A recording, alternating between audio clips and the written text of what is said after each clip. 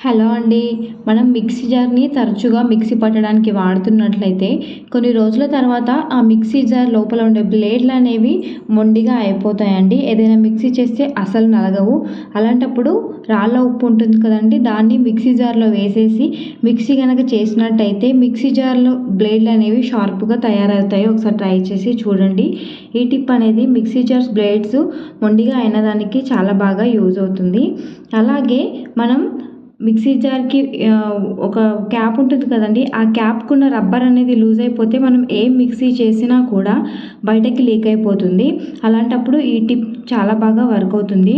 మన ఇంట్లో ఇలాంటి రబ్బర్ బ్యాండ్స్ అనేవి ఉంటాయి కదండీ!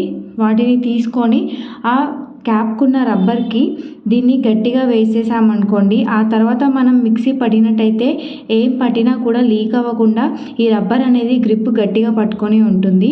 అలాగే మనం మిక్సీ చేసేటప్పుడు ఎప్పుడైనా వేడి వేడి పదార్థాలని అలాగే మిక్సీ పట్టేయొద్దు. అలా పట్టడం వల్ల మిక్సీ జార్‌కున్న సైడ్స్ అనేవి ఉంటాయి కదండీ! కొనలనేవి పగిలిపోతూ ఉంటాయి. ఆ విధంగా మిక్సీ జార్ పాడైపోతుంది.